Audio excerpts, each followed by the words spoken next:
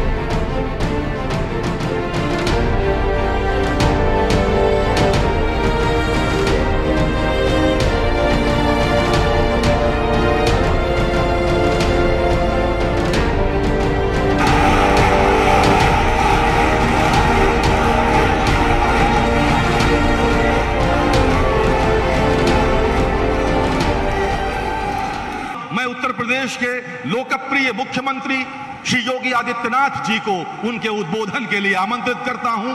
माननीय मुख्यमंत्री महोदय।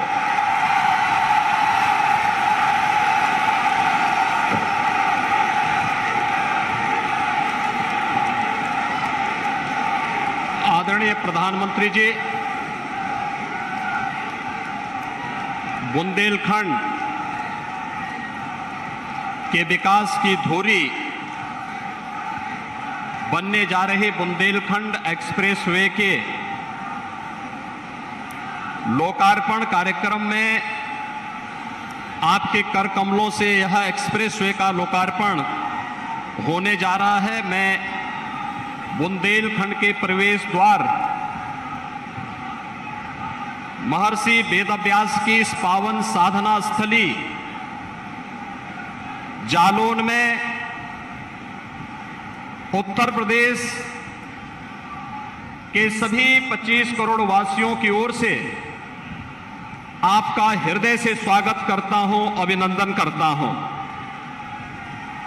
आज के इस कार्यक्रम में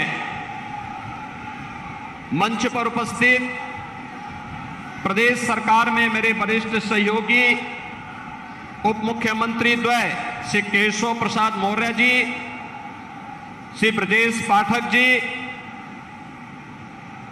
उत्तर प्रदेश सरकार के जल शक्ति मंत्री और प्रदेश अध्यक्ष श्री स्वतंत्र देव सिंह जी, केंद्रीय मंत्री श्री भानु प्रताप वर्मा जी, प्रदेश के औद्योगिक विकास के मंत्री श्री नंद गोपाल नंदी जी,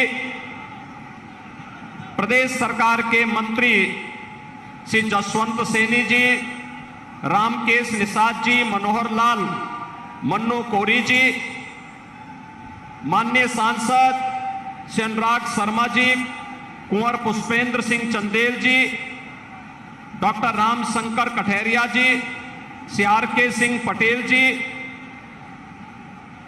जिला पंचायत अध्यक्ष और पूर्व सांसद जालौन से घनश्याम अनुरागी जी, सभी माननीय जनप्रतिनिधिगण और बुंदेलखंड के कोने कोने से आदरणीय प्रधानमंत्री जी के स्वागत के लिए उमड़े हुए सभी बुंदेलखंड के मेरे भाइयों बहनों, आज बुंदेलखंड के लिए एक ऐतिहासिक दिन है जब आदरणीय प्रधानमंत्री जी के कर कमलों से 296 किलोमीटर लंबे इस एक्सप्रेसवे का उद्घाटन होने जा रहा है। मैं इस अवसर पर पूरे बुंदेलखंड वासियों को हृदय से बधाई देता हूं कि उनके विकास की धुरी बनने जा रही बुंदेलखंड एक्सप्रेसवे यह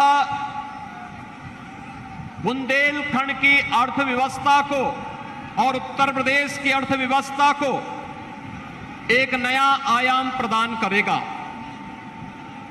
आदरणीय प्रधानमंत्री जी का जालौन में आगमन अत्यंत महत्वपूर्ण है। ग्रामोदय से राष्ट्रोदय की उस परिकल्पना को साकार करने वाली आदरणीय प्रधानमंत्री जी ने पूरे देश के अंदर ग्रामीण क्षेत्रों में ग्रामीण आवास से जुड़ी हुई उन तमाम समस्याओं के समाधान के लिए प्रधानमंत्री स्वामित्व योजना,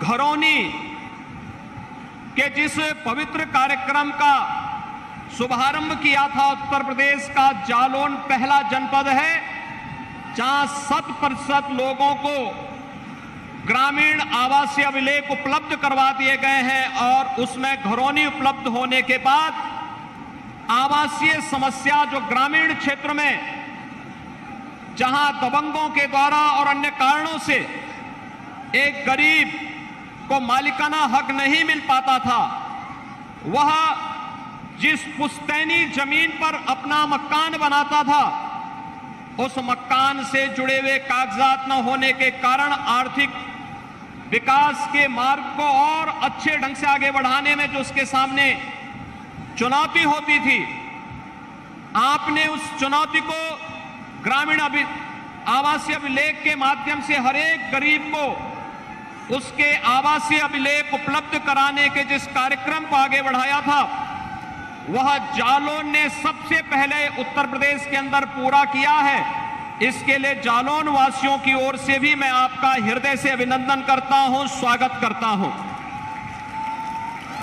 यह बुंदेलखंड एक्सप्रेसवे फरवरी 2020 में आपने चित्रकूट जनपद में इसका भूमि पूजन का कार्यक्रम संपन्न किया था। पूरी दुनिया विगत 28 महीनों से कोरोना महामारी की मार भी झेल रहा है। कोरोना महामारी के बावजूद समयबद्ध ढंग से इस कार्यक्रम को करते हुए 28 माह के अंदर 296 किलोमीटर लंबे 4 लेन के, जिसे 6 लेन तक विस्तारित किया जा सकता है, इस एक्सप्रेसवे का लोकार्पण अत्यंत महत्वपूर्ण है। आजादी के अमृत महोत्सव वर्ष में बुंदेलखंड को 2014 के बाद विकास, जन सुविधाओं और ईज ऑफ लिविंग की उन सभी सुविधाओं का लाभ मिलता हुआ दिखाई दिया है, जिसके लिए दशकों यहां के लोगों ने आजादी के बाद प्रतीक्षा की। आज हर बुंदेलखंड वासी आपके नेतृत्व में गौरव और गरिमा महसूस करता है, क्योंकि बुंदेलखंड के विकास को एक नई ऊंचाई तक पहुंचाने के लिए और प्रत्येक उत्तर प्रदेश वासी और भारतवासी के जीवन में परिवर्तन लाने के लिए आपने जो दिशा पूरे देश को दी, उत्तर प्रदेश उसी को अंगीकार करते हुए आगे बढ़ रहा है। आज आजादी का जो अमृत महोत्सव पूरा देश मना रहा है, बुंदेलखंड सूखे की समस्या का समाधान करने की ओर तेजी के साथ आगे बढ़ा है। आपने 2021 में अर्जुन सहायक परियोजना का लोकार्पण किया था। ऐसे लगभग 1.5 दर्जन से अधिक सिंचाई की परियोजनाएं उत्तर प्रदेश के अंदर प्रधानमंत्री कृषि सिंचाई योजना के माध्यम से पूरी हुई, जिसके माध्यम से 21 लाख हेक्टेयर से अधिक भूमि को अतिरिक्त सिंचाई की सुविधा प्राप्त हुई। और अब जब यह देश आजादी का अमृत महोत्सव मना रहा है, तब बुंदेलखंड हर घर नल की योजना को पूरा करने की ओर अग्रसर है। बहुत शीघ्र बुंदेलखंड के हर घर में शुद्ध पेयजल उपलब्ध कराने के आपके महत्वाकांक्षी अभियान को भी हमें पूरा करने में मदद मिल जाएगी। आज के इस अवसर पर जब बुंदेलखंड के इस एक्सप्रेसवे का आप लोकार्पण करने जा रहे हैं, यह बुंदेलखंड वे एक्सप्रेसवे चित्रकूट, बांदा, महोबा, हमीरपुर, जालौन, औराई और होते हुए इटावा में लखनऊ आगरा एक्सप्रेसवे के साथ जुड़ेगा। बुंदेलखंड की कनेक्टिविटी को तो ये आसान करेगा ही। चित्रकूट से दिल्ली की दूरी मात्र 6 साढ़े 6 घंटे के अंदर पूरा करने के साथ ही बुंदेलखंड के नौजवानों को और यहां के प्लान की बहुत बड़ी समस्या का समाधान के लिए आपने जो डिफेंस कॉरिडोर के 2 महत्वपूर्ण नोड झांसी और चित्रकूट में दिए हैं, ये दोनों नोड को भी मजबूती के साथ आगे बढ़ाने में हमें मदद मिलेगी।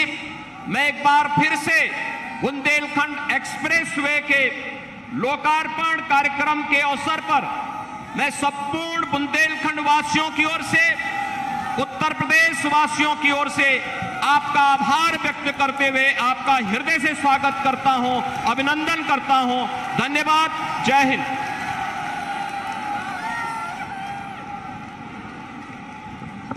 बहुत बहुत धन्यवाद माननीय मुख्यमंत्री महोदय।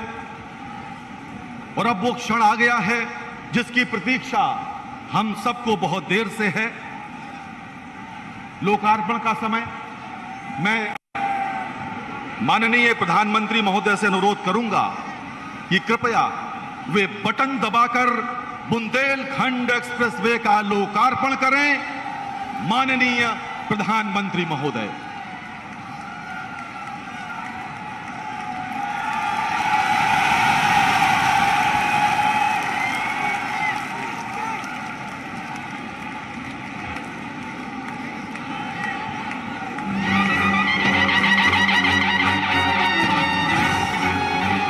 बुंदेलखंड तप तपस्या और तेज की पावन भूमि है। बुंदेलखंड की धरती यहाँ का कण कण कर रहा है विकास का अभिनंदन। 2014 के बाद माननीय प्रधानमंत्री श्री नरेंद्र मोदी जी ने निवेश और ईज ऑफ लिविंग के लिए जरूरी कनेक्टिविटी को प्राथमिकता देते हुए पूरे देश में आधुनिक इंफ्रास्ट्रक्चर के तेज गति से निर्माण पर जोर दिया।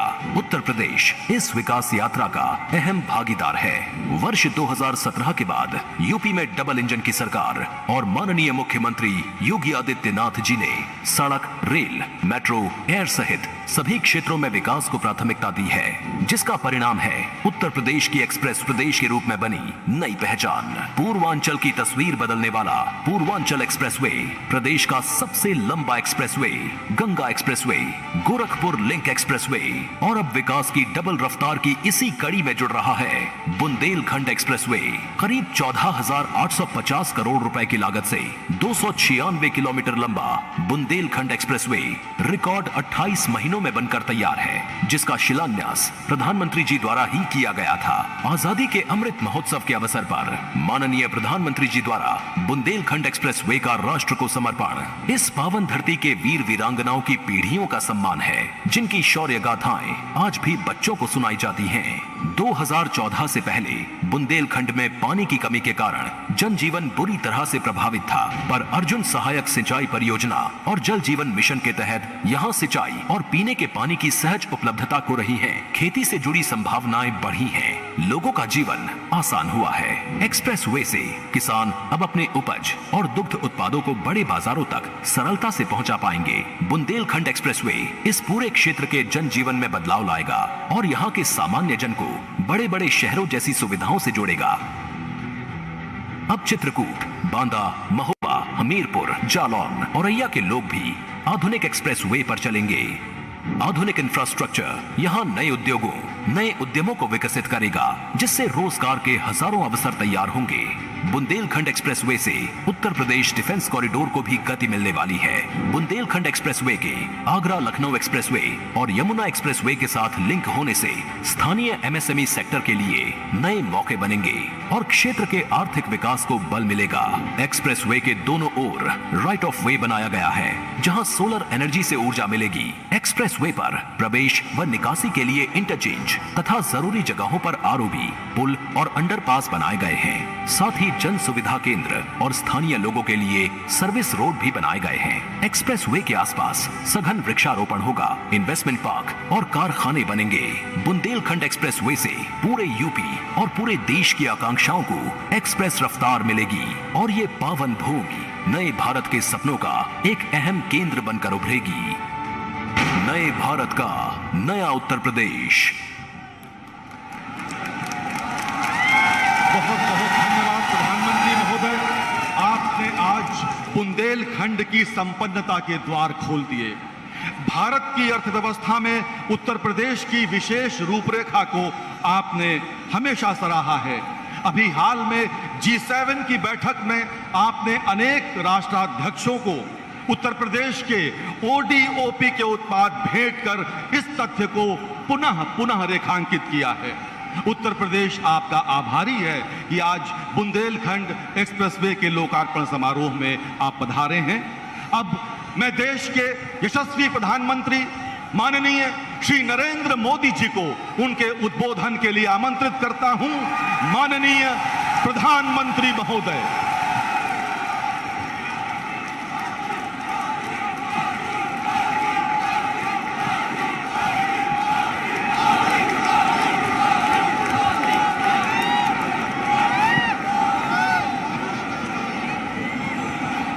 भारत माता की, भारत माता की, भारत माता की।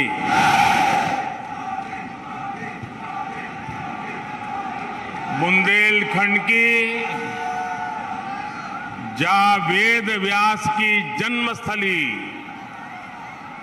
और हमारी बाईसा महारानी लक्ष्मीबाई जी की जा धरती पे हमें बैर बैर बीरा आबे को अवसर मिलो,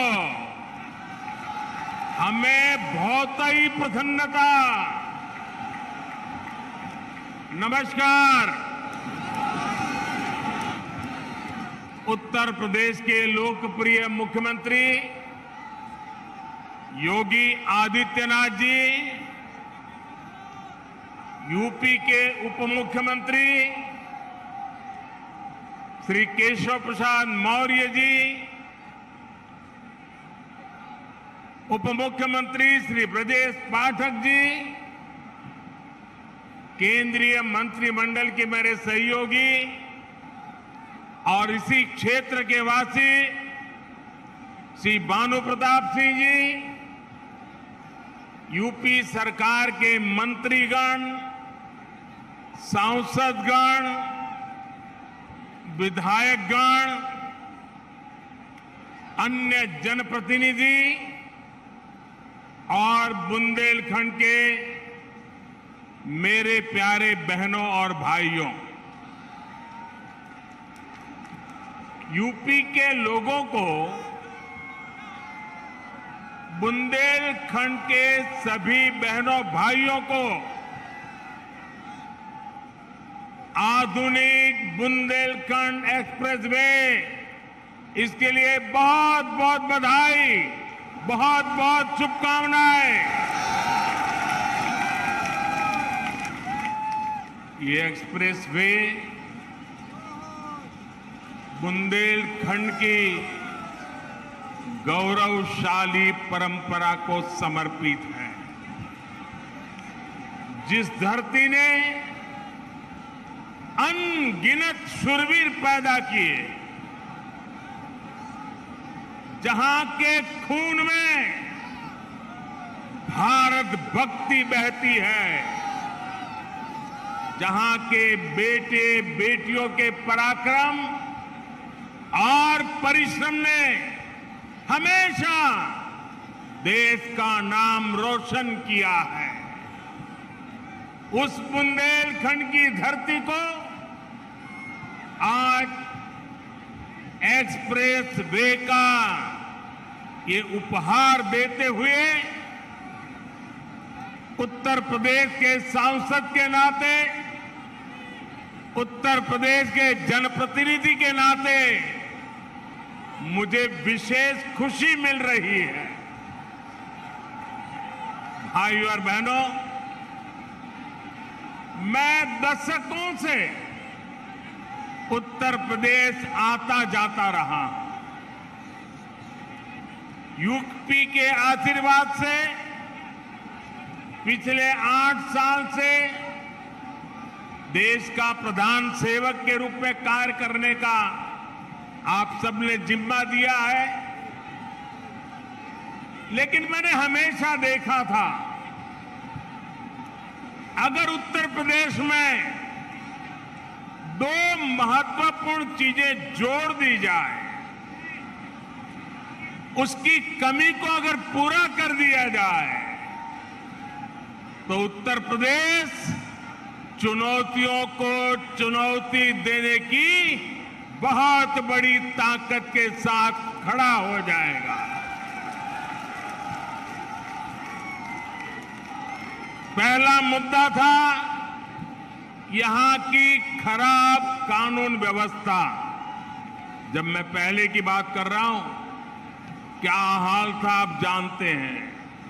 और दूसरी हालत थी हर प्रकार से खराब कनेक्टिविटी। आज उत्तर प्रदेश के लोगों ने मिलकर योगी आदित्यनाथ जी के नेतृत्व में उत्तर प्रदेश की पूरी तस्वीर बदल दी है।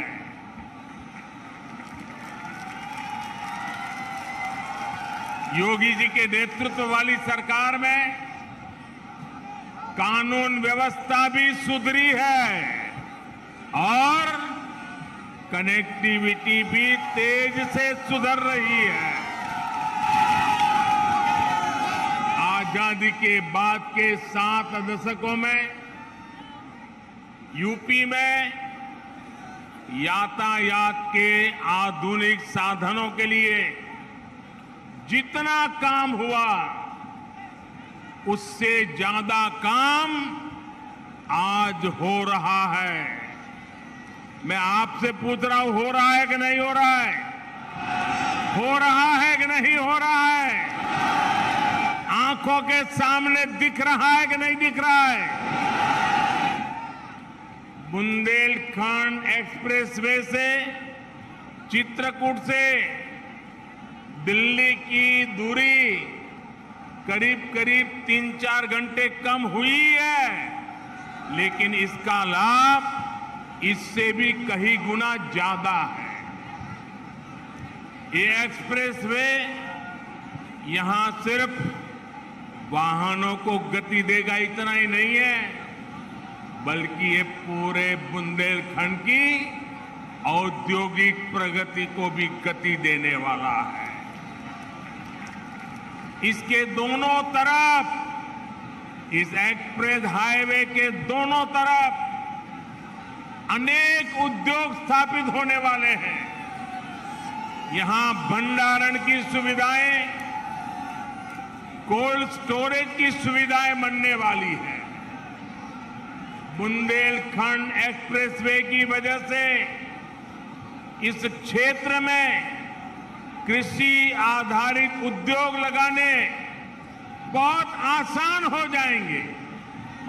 खेत में पैदा होने वाली उपज को नए बाजारों में पहुंचाना आसान होगा। बुंदेलखंड में बन रहे डिफेंस कॉरिडोर को भी इससे बहुत मदद मिलेगी। यानी ये एक्सप्रेसवे बुंदेलखंड के कोने कोने को विकास, स्वरोजगार और नए अवसरों भी जोड़ने वाला है। साथियों, एक समय था जब माना जाता था कि यातायात के आधुनिक साधनों पर पहला अधिकार सिर्फ बड़े बड़े शहरों का ही है। मुंबई हो, चेन्नई हो, कोलकाता हो, बेंगलुरु हो, हैदराबाद हो, दिल्ली हो, सब कुछ उनको ही मिले। लेकिन अब सरकार की बदली है, मिजाज भी बदला है, और ये मोदी है, ये योगी है। अब उस पुरानी सोच को छोड़कर, उसे पीछे रखकर हम एक नए तरीके से आगे बढ़ रहे हैं। साल 2017 के बाद से उत्तर प्रदेश में कनेक्टिविटी के जो काम शुरू हुए उनमें बड़े शहरों के साथ ही छोटे शहरों को भी उतनी ही प्राथमिकता दी गई है। ये बुंदेलखंड एक्सप्रेसवे चित्रकूट, बांदा, हमीरपुर, महोबा, जालौन, औरैया और इटावा से होकर गुजर रहा है। पूर्वांचल एक्सप्रेसवे लखनऊ के साथ ही बाराबंकी, अमेठी, सुल्तानपुर, अयोध्या, अंबेडकर नगर, आजमगढ़, मऊ और गाजीपुर से गुजर रहा है। गोरखपुर लिंक एक्सप्रेस अंबेडकर नगर, संत कबीर नगर और आजमगढ़ को जोड़ता है। गंगा एक्सप्रेसवे मेरठ, हापुड़, बुलंदशहर, अमरोहा, संभल, बदायूं, शाहजहांपुर, हरदोई, उन्नाव, रायबरेली, प्रतापगढ़ और प्रयागराज को जोड़ने का काम करेगा।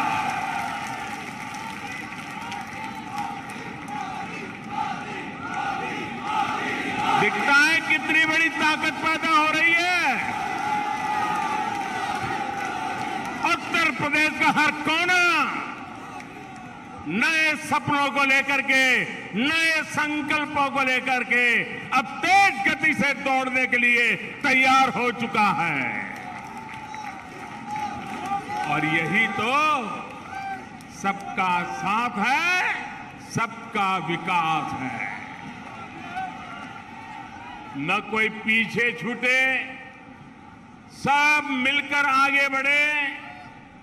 इसी दिशा में डबल इंजन की सरकार लगातार काम कर रही है। यूपी के छोटे छोटे जिले हवाई सेवा से जुड़े, इसके लिए भी तेजी से काम किया जा रहा है। बीते कुछ समय में प्रयागराज, गाजियाबाद में नए एयरपोर्ट टर्मिनल बनाए गए। कुशीनगर में नए एयरपोर्ट के साथ ही नोएडा के जेवर में एक और इंटरनेशनल एयरपोर्ट पर काम चल रहा है।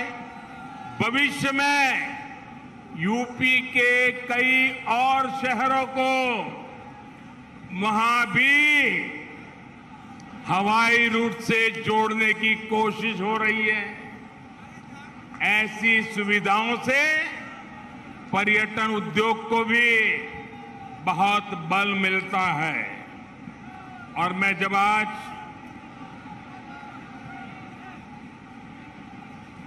यहां मंच पर आ रहा था तो उसके पहले मैं इस बुंदेलखंड एक्सप्रेसवे का प्रेजेंटेशन देख रहा था, एक मॉड्यूल लगाया वो देख रहा था। और मैंने देखा कि इस एक्सप्रेसवे के बगल में जो जो स्थान है वहां पर कई सारे किले हैं। सिर्फ झांसी का ही किला है ऐसा नहीं, कई सारे किले हैं। आप में से जो विदेश की दुनिया जानते होंगे उनको मालूम होगा, यूरोप के कई देश ऐसे हैं जहां पर किले देखने का एक बहुत बड़ा टूरिज्म उद्योग चलता है और दुनिया के लोग पुराने किले देखने के लिए आते हैं। आज बुंदेलखंड एक्सप्रेसवे बनने के बाद मैं योगी जी की सरकार को कहूंगा कि आप भी इन किलों को देखने के लिए एक शानदार टूरिज्म सर्किट बनाइए। दुनिया भर के टूरिस्ट यहां आए और मेरे बुंदेलखंड की ताकत को देखें। इतना ही नहीं, मैं आज योगी जी से आग्रह एक और करूंगा। आप उत्तर प्रदेश के नौजवानों के लिए इस बार जब ठंड की सीजन शुरू हो जाए, मौसम ठंडी का शुरू हो जाए, तो किले चढ़ने की स्पर्धा आयोजित कीजिए। और परंपरागत रास्ते से नहीं, कठिन से कठिन रास्ता तय कीजिए और नौजवान को बुलाइए, कौन जल्दी से जल्दी चढ़ता है, कौन किले पर सवार होता है।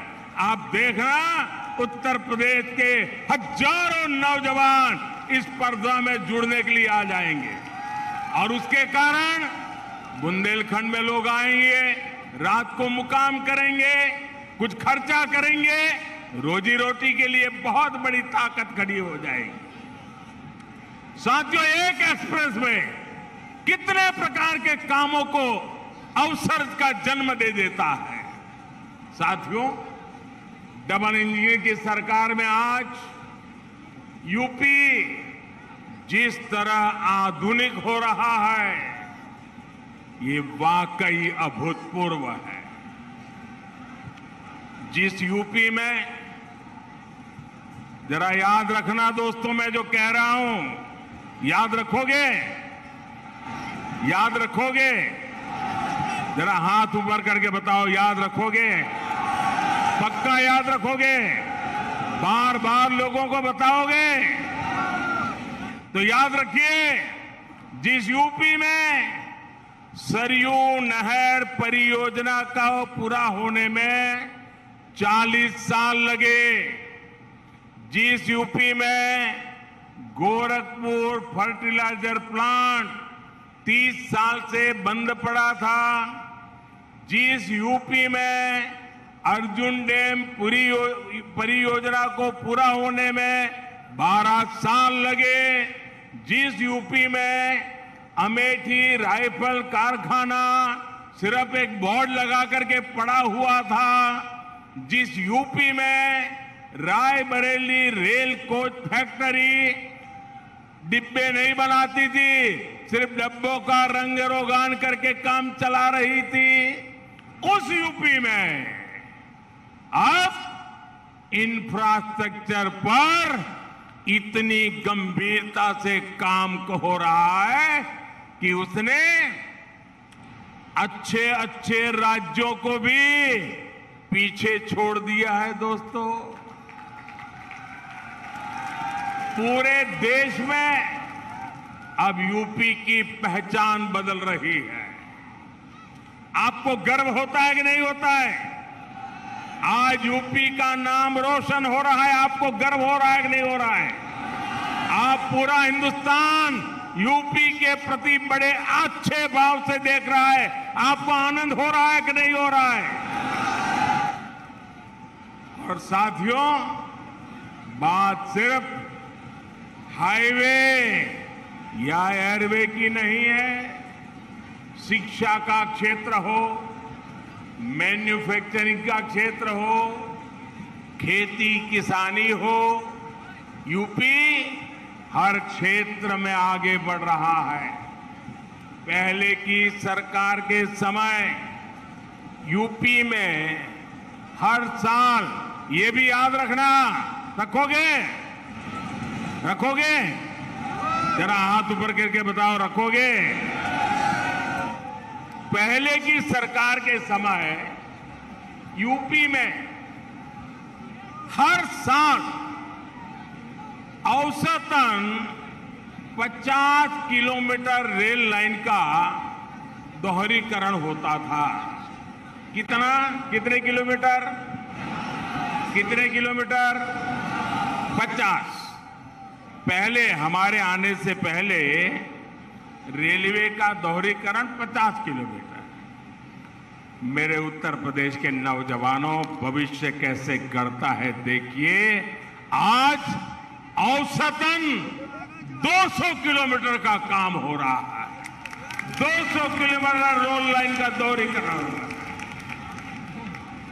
2014 से पहले यूपी में सिर्फ 11,000 कॉमन सर्विस सेंटर थे। जरा आंकड़ा याद रखिए, कितने?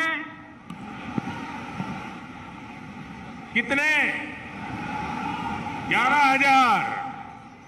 आज यूपी में 1,30,000 से ज्यादा कॉमन सर्विस सेंटर काम कर रहे हैं। ये आंकड़ा याद रखोगे? एक समय में यूपी में सिर्फ 12 मेडिकल कॉलेज हुआ करते थे। आंकड़ा याद रहा कितने मेडिकल कॉलेज? जरा जोर से बताइए कितने? 12 मेडिकल कॉलेज। आज यूपी में 35 से ज्यादा मेडिकल कॉलेज है और 14 नए मेडिकल कॉलेज पर काम चल रहा है। मतलब कहां 14 और कहां 50। भाई और बहनों, विकास की जिस धारा पर आज देश चल रहा है उसके मूल में 2 प्रमुख पहलू हैं। एक है इरादा और दूसरा है मर्यादा। हम देश के वर्तमान के लिए नई सुविधाएं नहीं गढ़ रहे बल्कि देश का भविष्य भी गढ़ रहे हैं। पीएम गति शक्ति नेशनल मास्टर प्लान के जरिए हम 21वीं सदी के इंफ्रास्ट्रक्चर के निर्माण में जुटे हैं और साथियों, विकास के लिए हमारा सेवा भाव ऐसा है कि हम समय की मर्यादा को टूटने नहीं देते।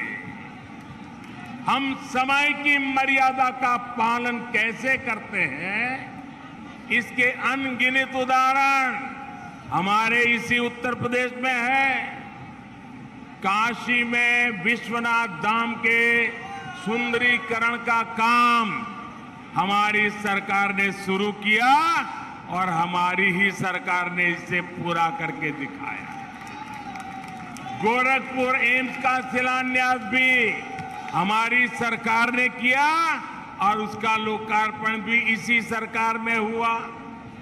दिल्ली मेरठ एक्सप्रेसवे का शिलान्यास भी हमारी सरकार ने किया और उसका लोकार्पण भी हमारी सरकार में हुआ। बुंदेलखंड एक्सप्रेस भी इसी का उदाहरण है। इसका काम अगले साल फरवरी में पूरा होना था, लेकिन ये 7-8 महीने पहले ही सेवा के लिए तैयार है मेरे दोस्तों। और कोरोना की परिस्थितियों के बावजूद कितनी कठिनाइयां हैं हर परिवार जानता है। इन कठिनाइयों के बीच भी हमने इस काम को समय से पहले पूरा किया है। ऐसे ही काम से हर देशवासी को एहसास होता है कि जिस भावना से उसने अपना वोट दिया उसका सही मायने में सम्मान हो रहा है, सदुपयोग हो रहा है। मैं इसके लिए योगी जी और उनकी टीम को बधाई देता हूं। साथियों, जब मैं कोई रोड का उद्घाटन करता हूं, कोई अस्पताल का उद्घाटन करता हूं, कोई कारखाने का उद्घाटन करता हूं, तो मेरे दिल में एक ही भाव होता है कि मैं जिन मतदाताओं ने ये सरकार बनाई है उनको सम्मान देता हूं और देश के सभी मतदाताओं को सुविधा देता हूं। साथियों, आज पूरी दुनिया भारत को बहुत आशा से देख रही है। हम अपनी आजादी के 75 वर्ष का पर्व मना रहा है। अगले 25 वर्षों में भारत जिस ऊंचाई पर होगा उसका रोड मैप बना रहे हैं। और आज जब मैं बुंदेलखंड की धरती पे आया हूं, झांसी की रानी लक्ष्मीबाई के इलाके में आया हूं, यहां से इस वीर भूमि से मैं हिंदुस्तान के 6 लाख से भी ज्यादा गांव के लोगों को करबद्ध प्रार्थना करता हूं कि आज जो हम आजादी का पर्व मना रहे हैं, इसके लिए सैकड़ों वर्षों तक हमारे पूर्वजों ने लड़ाई लड़ी है, बलिदान दिए हैं, यातनाएं झेली है। जब 75 वर्ष है, हमारा दायित्व बनता है अभी से योजना बनाए।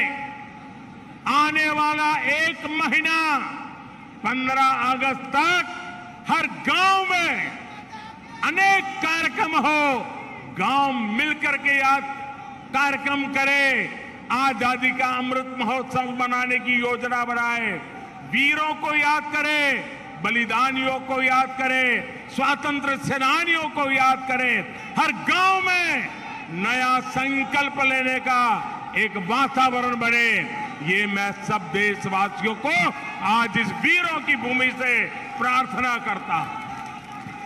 साथियों, आज भारत में ऐसा कोई भी काम नहीं होना चाहिए जिसका आधार वर्तमान की आकांक्षा और भारत के बेहतर भविष्य से जुड़ा हुआ न हो।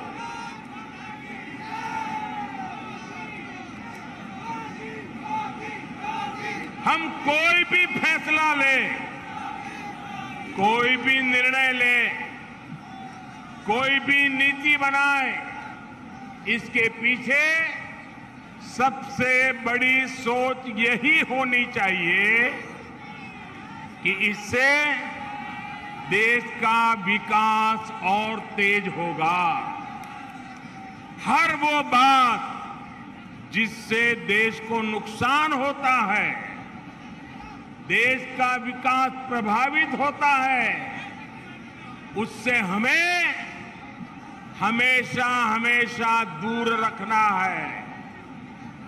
आजादी के 75 वर्षों बाद भारत को विकास का ये सबसे बेहतरीन मौका मिला है। हमें इस मौके को गंवाना नहीं है। हमें इस कालखंड में देश का ज्यादा से ज्यादा विकास करके उसे नई ऊंचाई पर पहुंचाना है, नया भारत बनाना है। साथियों, नए भारत के सामने एक ऐसी चुनौती भी है जिस पर अगर अभी ध्यान नहीं दिया गया तो भारत के युवाओं का, आज की पीढ़ी का बहुत नुकसान हो सकता है।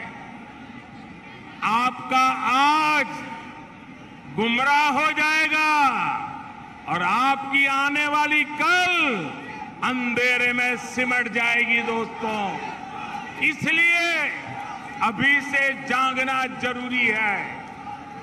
आजकल हमारे देश में मुफ्त की रेवड़ी बांटकर वोट बटोरने का कल्चर लाने की भरसक कोशिश हो रही है। ये रेवड़ी कल्चर देश के विकास के लिए बहुत घातक है। इस रेवड़ी कल्चर से देश के लोगों को और खास करके मेरे युवाओं को बहुत सावधान रहने की जरूरत है। रेवड़ी कल्चर वाले कभी आपके लिए नए एक्सप्रेसवे नहीं बनाएंगे, नए एयरपोर्ट या डिफेंस कॉरिडोर नहीं बनवाएंगे। रेवड़ी कल्चर वालों को लगता है कि जनता जनार्दन को मुफ्त की रेवड़ी बांटकर उन्हें खरीद लेंगे। हमें मिलकर उनकी सोच को हराना है। रेवड़ी कल्चर को देश की राजनीति से हटाना है। साथियों, रेवड़ी कल्चर से अलग हम देश में रोड बनाकर, नए रेल रूट बनाकर लोगों की आकांक्षाओं को पूरा करने का काम कर रहे हैं। हम गरीबों के लिए करोड़ों पक्के घर बना रहे हैं। दशकों से अधूरी सिंचाई परियोजनाएं पूरी कर रहे हैं, छोटे बड़े अनेक डैम बना रहे हैं, नए नए बिजली के कारखाने लगवा रहे हैं, ताकि गरीब का, किसान का जीवन आसान बने और मेरे देश के नौजवानों का आने वाला भविष्य अंधकार में डूब न जाए। साथियों, इस काम में मेहनत पड़ती है, दिन रात खटना पड़ता है, खुद को जनता की सेवा के लिए समर्पित करना होता है। मुझे खुशी है कि देश में जहां भी हमारी डबल इंजन की सरकार है, वो विकास के लिए इतनी मेहनत कर रही है। डबल इंजन की सरकार मुफ्त की रेवड़ी बांटने का शॉर्टकट नहीं अपना रही। डबल इंजन की सरकार मेहनत करके राज्य के भविष्य को बेहतर बनाने में जुटी है। और साथियों, आज मैं आपको एक और बात भी कहूंगा। देश का संतुलित विकास छोटे शहरों और गांवों में भी आधुनिक सुविधाओं का पहुंचना, ये काम भी एक प्रकार से सच्चे अर्थ में सामाजिक न्याय का काम है। जिस पूर्वी भारत के लोगों को, जिस बुंदेलखंड के लोगों को दशकों तक सुविधाओं से वंचित रखा गया, आज जब वहां आधुनिक इंफ्रास्ट्रक्चर बन रहा है, तो ये सामाजिक न्याय भी हो रहा है। यूपी के जिन जिलों को पिछड़ा मानकर उन्हें अपने हाल पर छोड़ दिया गया था, वहां जब विकास हो रहा है, तो ये भी एक तरह का सामाजिक न्याय है। गांव गांव को सड़कों से जोड़ने के लिए तेजी से काम करना, घर घर तक रसोई गैस का कनेक्शन पहुंचाना, गरीब को पक्के घर की सुविधा देना, घर घर में शौचालय बनाना, ये सारे काम भी सामाजिक न्याय को ही मजबूत करने वाले कदम है। बुंदेलखंड के लोगों को भी हमारी सरकार के सामाजिक न्याय भरे कार्यों से बहुत लाभ हो रहा है। भाइयों और बहनों, बुंदेलखंड की एक और चुनौती को कम करने के लिए हमारी सरकार निरंतर काम कर रही है। हर घर तक पाइप से पानी पहुंचाने के लिए हम जल जीवन मिशन पर काम कर रहे हैं। इस मिशन के तहत बुंदेलखंड के लाखों परिवारों को पानी का कनेक्शन दिया जा चुका है। इसका बहुत बड़ा लाभ हमारी माताओं, हमारी बहनों को हुआ है। उनके जीवन में मुश्किलें कम हुई है। हम बुंदेलखंड में नदियों के पानी को ज्यादा से ज्यादा लोगों तक पहुंचाने के लिए लगातार प्रयास कर रहे हैं। रतौली बांध परियोजना, भावनी बांध परियोजना और मझगांव चिल्ली स्प्रिंकलर सिंचाई परियोजना ऐसे ही प्रयासों का परिणाम है। केन बेतवा लिंक प्रोजेक्ट के लिए हजारों करोड़ रुपए स्वीकृत किए जा चुके हैं। इससे बुंदेलखंड के बहुत बड़े हिस्से का जीवन बदलने वाला है। साथियों, मेरा बुंदेलखंड के साथियों से एक और आग्रह भी है। आजादी के 75 वर्ष के अवसर पर देश के अमृत सरोवरों के निर्माण का संकल्प लिया है। बुंदेलखंड के हर जिले में भी 75 अमृत सरोवर बनाए जाएंगे। ये जल सुरक्षा के लिए, आने वाली पीढ़ियों के लिए बहुत बड़ा काम हो रहा है। मैं आज आप सभी से कहूंगा कि इस नेक काम में मदद के लिए ज्यादा से ज्यादा संख्या में आगे आए। अमृत सरोवर के लिए गांव-गांव कार सेवा का अभियान चलना चाहिए। भाइयों और बहनों, बुंदेलखंड के विकास में बहुत बड़ी ताकत यहां के कुटीर उद्योगों की भी है। आत्मनिर्भर भारत के लिए हमारी सरकार द्वारा इस कुटीर परंपरा पर भी बल दिया जा रहा है। मेक इन इंडिया भारत की इसी कुटीर परंपरा से सशक्त होने वाला है। छोटे प्रयासों से कैसे बड़ा प्रभाव पड़ रहा है, इसका एक उदाहरण मैं आज आपको भी और देशवासियों को देना चाहता हूं। साथियों, भारत हर साल करोड़ों रुपए के खिलौने दुनिया के दूसरे देशों से मंगाता रहा है। अब बताइए, छोटे छोटे बच्चों के लिए छोटे छोटे खिलौने ये भी बाहर से लाए जाते थे, जबकि भारत में खिलौने बनाना तो पारिवारिक और पारंपरिक उद्योग रहा, पारिवारिक व्यवसाय रहा है। उसे देखते हुए मैंने भारत में खिलौना उद्योग को नए सिरे से काम करने का आग्रह किया। लोगों से भी भारतीय खिलौनों को खरीदने की अपील की थी। इतने कम समय में सरकार के स्तर पर जो काम करने जरूरी था वो भी हमने किया।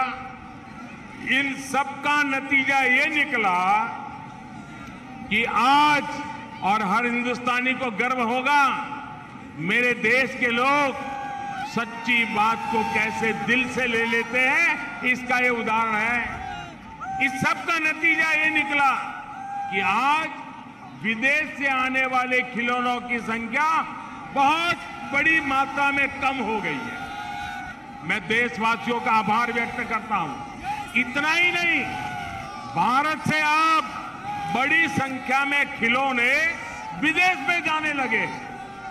इसका लाभ किसे मिला है? खिलौने बनाने वाले हमारे ज्यादातर साथी गरीब परिवार है, दलित परिवार है, पिछड़े परिवार है, आदिवासी परिवार है। हमारी महिलाएं खिलौने बनाने के काम में जुड़ी रहती है। इस उद्योग से हमारे इन सब लोगों को लाभ हुआ है। झांसी, चित्रकूट, बुंदेलखंड में तो खिलौनों की बड़ी समृद्ध परंपरा रही है। इन्हें भी डबल इंजन की सरकार द्वारा प्रोत्साहित किया जा रहा है। साथियों, शूरवीरों की धरती बुंदेलखंड के वीरों ने खेल के मैदान पर भी विजय पताका फहराई है। देश के सबसे बड़े खेल सम्मान का नाम अब बुंदेलखंड के सपूत मेजर ध्यानचंद के नाम पर ही है। ध्यानचंद जी ने जिस मेरठ में काफी समय गुजारा था, वहां पर उनके नाम से एक स्पोर्ट्स यूनिवर्सिटी भी बनाई जा रही है। कुछ समय पहले हमारी झांसी की ही एक बिटिया शैली सिंह ने भी कमाल करके दिखाया। हमारे ही बुंदेलखंड की बेटी शैली सिंह ने लंबी कूद में नए नए रिकॉर्ड बनाने वाली शैली सिंह पिछले साल अंडर 20 वर्ल्ड एथलेटिक चैंपियनशिप में सिल्वर मेडल भी जीता है।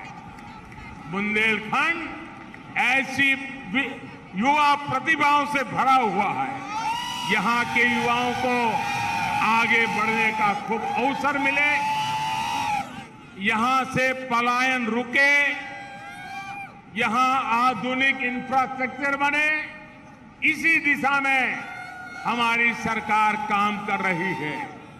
यूपी ऐसे ही सुशासन की नई पहचान को मजबूत करता रहे। इसी कामना के साथ आप सभी को बुंदेलखंड एक्सप्रेस के लिए फिर से बहुत बहुत बधाई।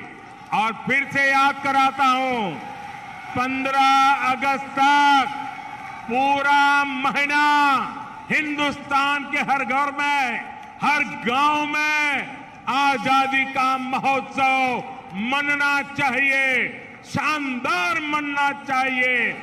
आप सबको बहुत शुभकामनाएं, बहुत बहुत धन्यवाद। पूरी ताकत से बोलिए भारत माता की, भारत माता की, भारत माता की। बहुत बहुत धन्यवाद।